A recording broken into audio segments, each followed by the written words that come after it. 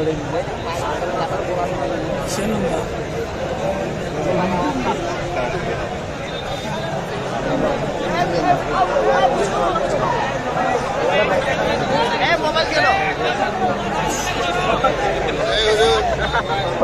عليكم ورحمة الله.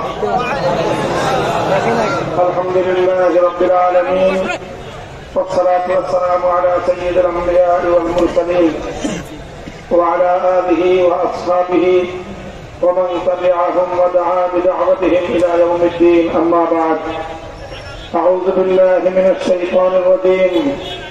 بسم الله الرحمن الرحيم. وعد الله الذين آمنوا منكم وعملوا الصالحات ليستخلفنهم في الأرض كما استخلف الذين من قبلهم صدق الله العظيم.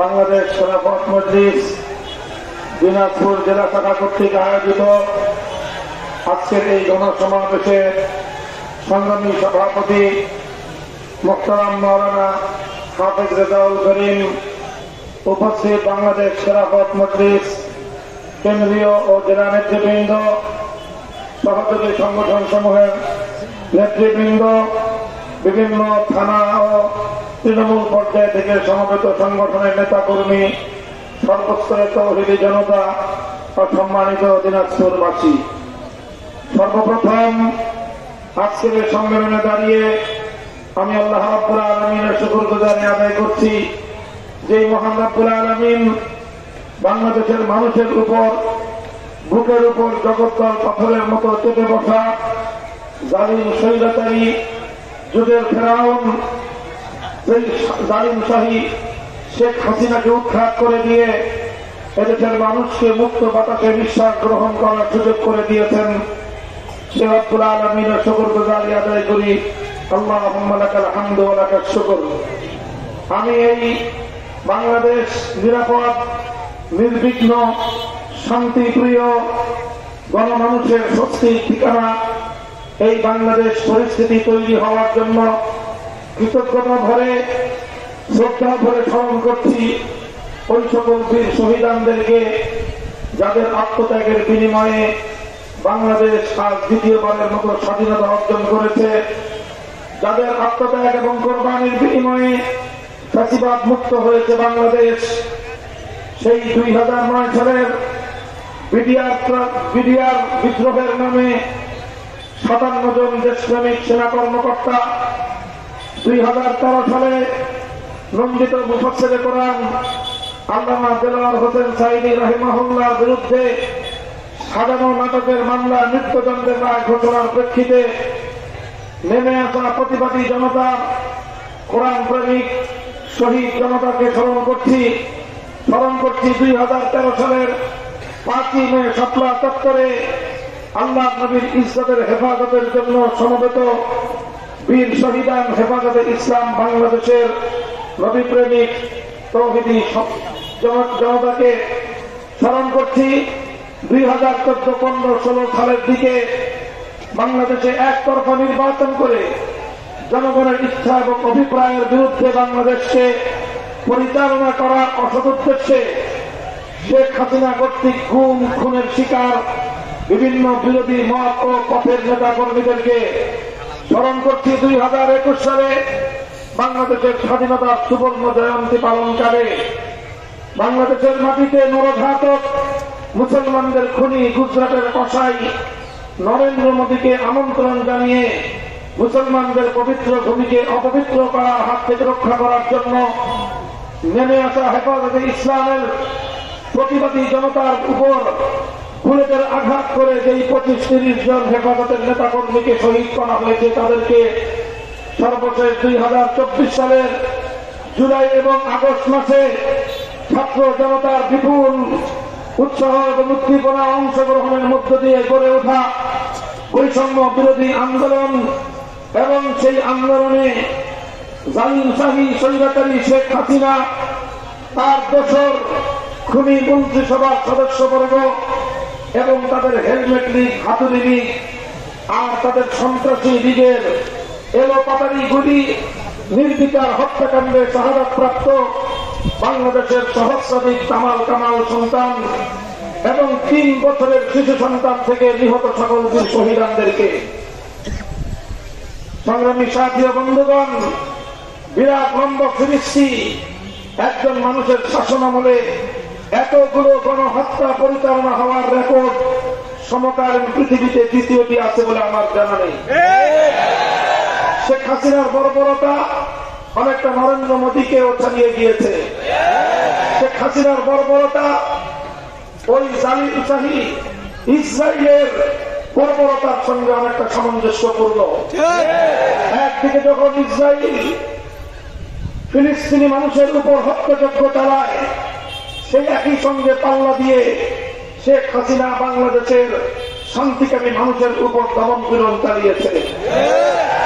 সেই শেখ হাসিনার পতন বাংলাদেশের জন্য একটি নতুন সম্ভাবনার দুয়ার উন্মোচন করে দিয়েছে।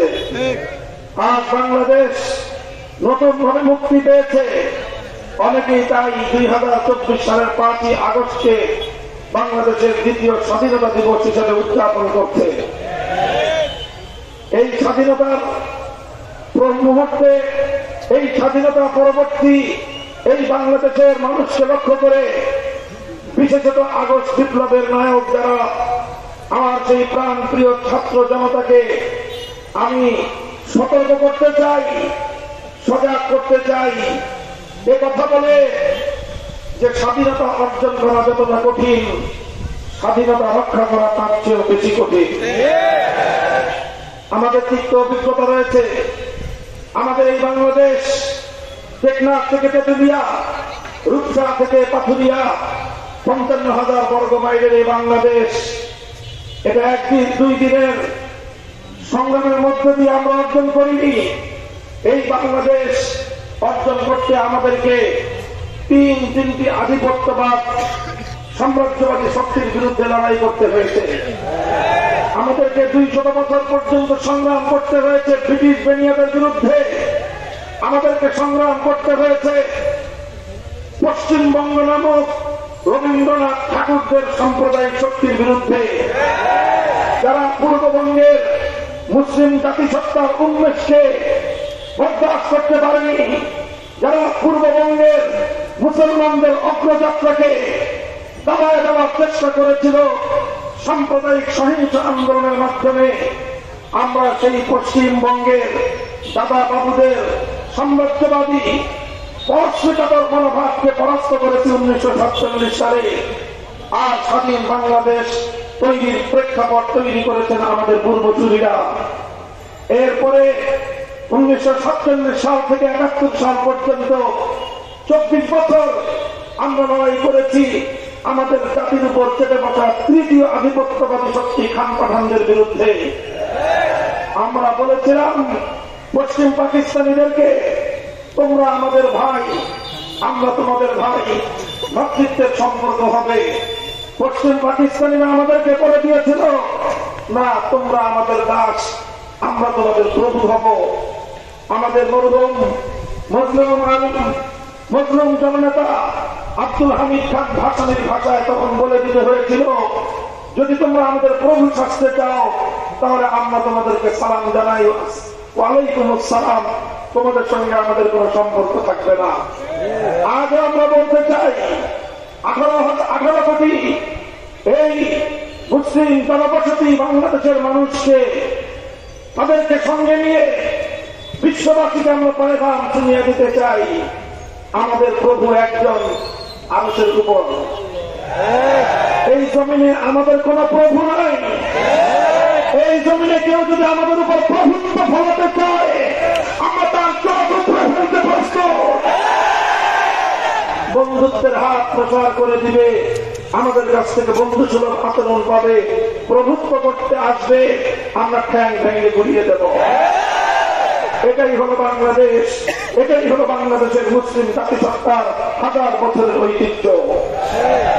সংগ্রামী সাথী ও বন্ধুগণ, এই যে দীর্ঘ সংগ্রামের মধ্য দিয়ে অর্জিত আমাদের এই বাংলা ভূমি, আমাদের এই স্বাধীন বাংলাদেশ, তিক্ত অভিজ্ঞতাটা হল এই 1971 মুক্তি সংগ্রাম, যেটা শুরু হয়েছিল আল্লাহর উপর অবিচল আস্থা বিশ্বাস রেখে ইনশাআল্লাহ করার মধ্য দিয়ে, যে সংগ্রাম হয়েছিল সুন্নাহ বিরোধী কোন আইন তৈরি না করার অঙ্গীকার এবং কমিটমেন্টের উপর সেই সংগ্রাম যখন বিজয় পেল 1971-এর 16ই ডিসেম্বর, সেই বিজয়ের কয়েক মাসের মধ্যেই একটি দেশ যারা কোনদিন বাংলাদেশকে স্বনির্ভর জাতি হিসেবে দেখতে চায়নি, তারা সেই সূচনা লগ্নে, বাংলাদেশের জন্ম লগ্নে তাদের দেশ থেকে একটি প্রেসক্রিপশনের মাধ্যমে, একটি ছোট্ট চিরকুটের মাধ্যমে তাদের দেশের মূল নীতিমালা আমাদের 7 কোটি বাঙালির ইচ্ছা এবং অভিপ্রায়ের বিরুদ্ধে গিয়ে আমাদের দেশের উপর চাপিয়ে দিয়ে 72 সালের সংবিধান তৈরি করতে বাধ্য করেছিল।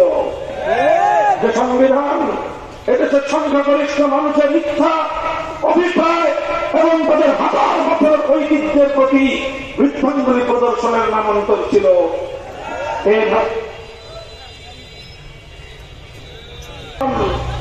আমি বলছিলাম বাংলাদেশের স্বাধীনতা অর্জনের অল্প কয়েক মাসের মধ্যেই এভাবে বাংলাদেশের মানুষের অভিপ্রায়, ইচ্ছা, তাদের চিন্তা চেতনা, তাদের কৃষ্টি কালচার, হাজার বছরের ঐতিহ্যের বিরুদ্ধে একটি কায়েমি স্বার্থবাদী গোষ্ঠী বাংলাদেশের দীর্ঘ 200 বছরের স্বাধীনতার সংগ্রামকে চিন্তাই করে নিয়েছিল। কাজেই সেই জায়গা থেকে আজও আমরা বলতে চাই, যেভাবে 72-এর চেতনার মাধ্যমে 71-এর চেতনাকে চিন্তাই করা হয়েছিল, আজও বাংলাদেশে 2024 সালের আগস্ট বিপ্লব এবং অভ্যুত্থানের পর এই বিপ্লব এবং এই বিজয়কে চিন্তাই করার পায়তারা চলছে। এই ষড়যন্ত্রকে যে কোনো মূল্যে রুখে দিতে হবে। আগস্ট বিপ্লবের ভিত্তিতেই আগামী বাংলাদেশ গড়তে হবে। শেখ হাসিনা এবং আওয়ামী লীগের প্রতি দুর্গন্ধময় রাজনীতিকে প্রত্যাখ্যান করতে হবে। শেখ হাসিনার রাজনীতি 2 বৈশিষ্ট্য সম্পন্ন ছিল। শেখ হাসিনার রাজনীতি ছিল প্রতিশোধের রাজনীতি। তার কথা ছিল, যে জাতি তার বাবাকে হত্যা করেছে, খুন করেছে, তিনি সেই জাতির থেকে প্রতিশোধ গ্রহণ করবেন। তিনি বাঙালি জাতিকে দেখিয়ে দেবেন। এটাই ছিল 75-এর 15ই আগস্ট পরবর্তী আন্তর্জাতিক গণমাধ্যমে প্রদত্ত শেখ হাসিনার বক্তব্য। শেখ হাসিনা শুধু তার পরিবারের হত্যাকাণ্ডই দেখেছিল, কিন্তু তার পূর্বে তার বাবার প্রতিষ্ঠিত 3.5 বছরের বাকশালের কালো আইনের কথা সে ভুলে গিয়েছিল। বাকশালের অন্ধকার যুগের কথা একবার তার মনে পড়ে না। 3.5 বছরে কম করে হলেও 30,000 মায়ের কোল খালি করেছিল। সেই যুগের বাকশালী বন্ধু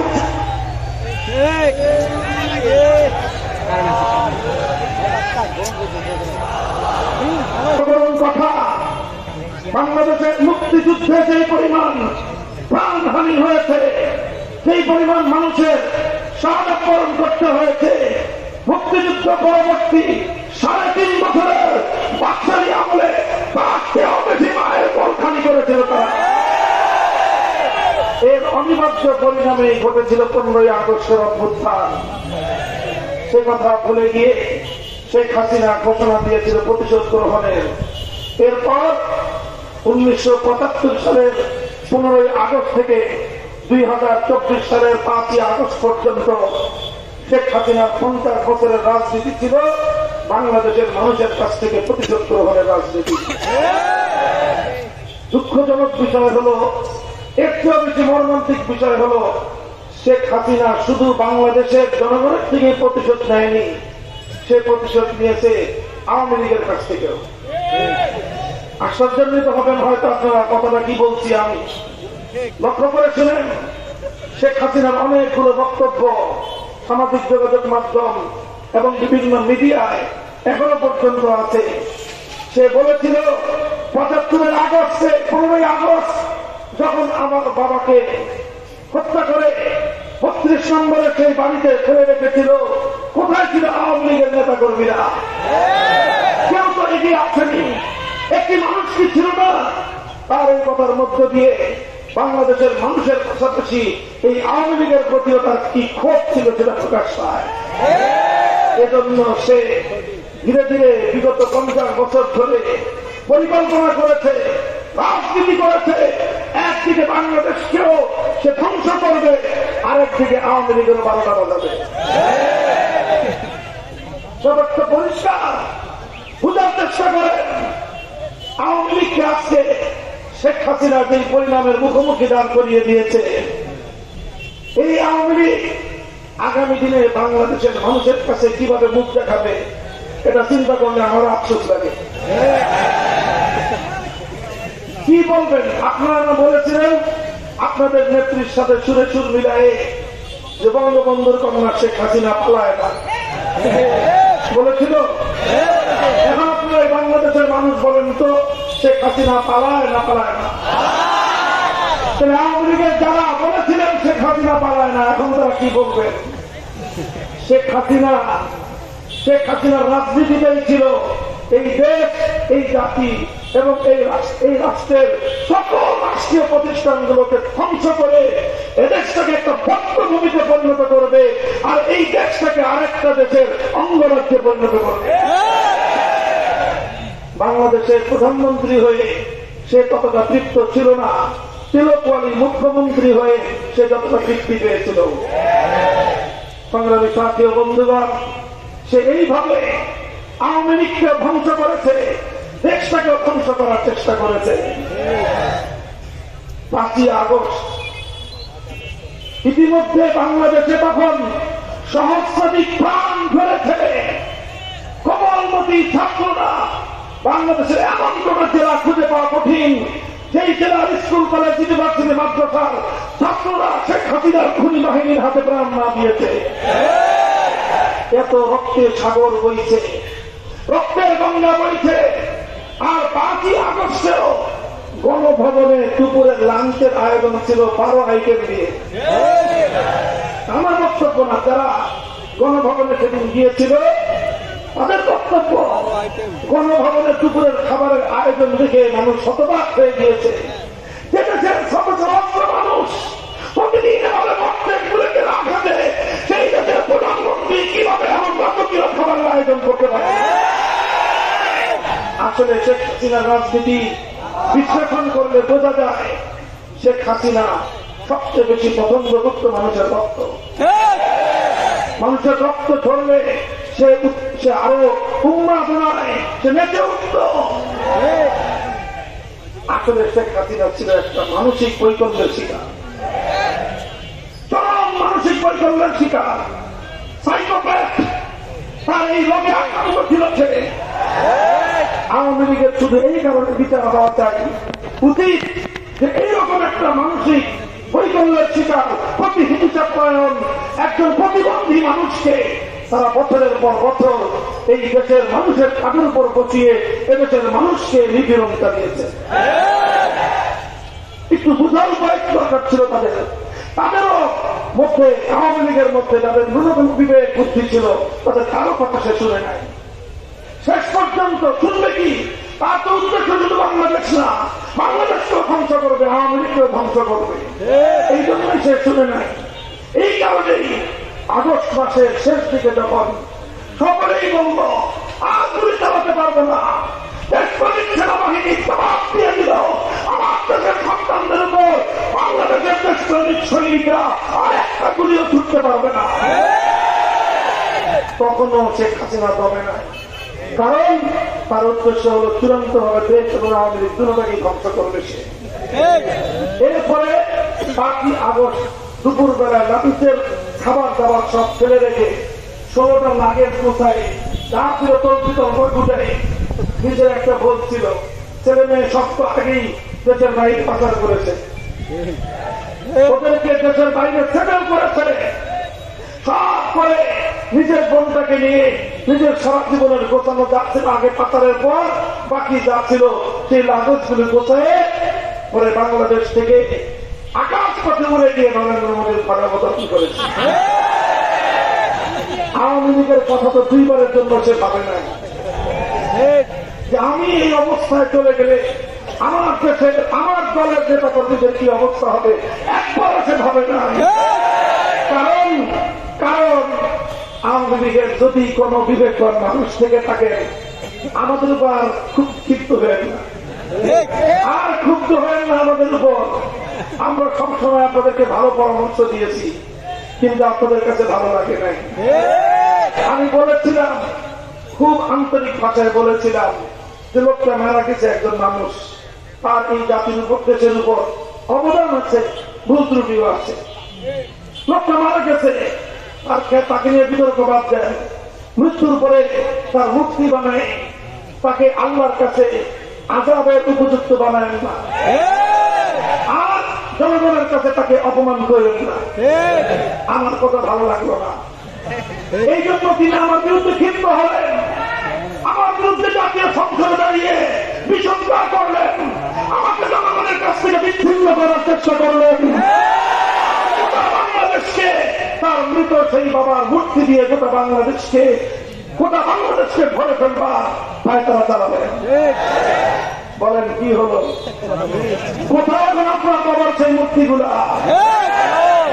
এদেশের মানুষ সেই বিশাল বিশাল মূর্তিগুলোর গলায় রশি বেঁধে সেগুলোকে ধূপায়িত করে তারপর তাদের ক্ষোভের জানানো দিয়েছে।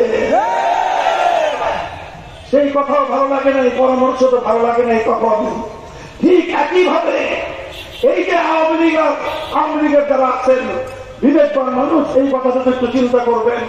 যখন আগস্ট মাসের শুরুর দিকে সবাই বলে দেওয়া সম্ভব নয়, তখনও যদি শেখ হাসিনা একটু নিবৃত্ত হতো, একটু কমে যেত, তাহলে আজকে শেখ হাসিনাকেও এই পরিণাম বরণ করতে হতো না, আর আওয়ামী লীগকে ওই পরিণাম বরণ করতে হতো না। কিন্তু সে তো হয় চরম মানসিক রোগী ছিল, আর না হয় চরম প্রতিশোধ পরায়ণ ছিল, আর সেই প্রতিশোধ নিয়েছে বাংলাদেশ থেকে, বাংলাদেশের জনগণ থেকে এবং আওয়ামী লীগের কাছ থেকে। এদেশে অনেকেরই তো ক্ষমতা থাকতে হয়েছে, পতন ঘটেছে, কিন্তু কেউ তো শেখ হাসিনার মতো এরকম ভীরতা প্রদর্শন করে নাই।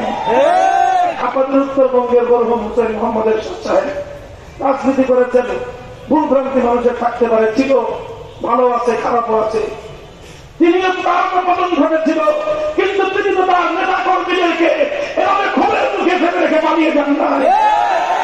তিনি 5 বছরের জন্য কাম ধরিয়েছিলেন, এরপর দেশে পালিয়ে যান নাই।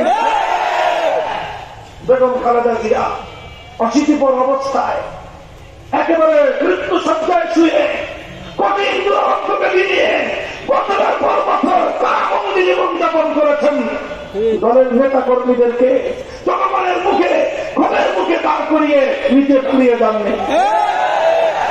আওয়ামী লীগ যারা করতেন, আমার ধারণা এখন আর কেউ আওয়ামী লীগ করেন না, আওয়ামী লীগ যারা করতেন আপনাদের নেত্রী কি করবো বলেন? এবার হুসেইন মোহাম্মদের সাহেবকে এক পাশে দাঁড় করান, আপনার নেত্রীকে আরেক পাশে দাঁড় করান, এরপর আপনার বিবেকের উপর ছেড়ে দিলাম, মূল্যায়ন করুন। বেগম খালেদা জিয়াকে এক পাশে দাঁড় করান, আর আপনার নেত্রীকে আরেক পাল্লায় দাঁড় করান। এবার আপনি বিবেক দিয়ে পরিমাপ করুন আপনার নেত্রীর সঙ্গ পাঠায়। এই জন্য আপনাদের জন্য আফসোস হয় যে আগামী দিনে আপনার কোন মুখে এদেশের মানুষের সামনে কথা বলবেন। একটা পরামর্শ আছে আমার, আওয়ামী লীগের যারা আছেন সবাই সন্ত্রাসী এটা আমি বলি না, তবে অধিকাংশ সন্ত্রাসী এতে সংঘাত সন্ত্রাসী। কিছু ভালো মানুষ, বিবেকবান মানুষ, মানবিক কিছু মানুষও আছেন। আপনাদেরকে 2টা পরামর্শ দিব আমি। 1 নম্বর পরামর্শ, আপনারা একটা গণতহবার আয়োজন করবেন। এতদিন পর্যন্ত শেখ হাসিনার সাথে রাজনীতি করে যেই পাপ করেছেন, এদেশের মানুষের বিরুদ্ধে যে ষড়যন্ত্র চক্রান্ত, এদেশের আলেম ওলামা ইসলামের বিরুদ্ধে যে ষড়যন্ত্র করেছেন, এই জুলুম করেছেন, এই অত্যাচার, এই অবিচার আপনারা করেছেন, সেজন্য একটা গণতহবা করবেন।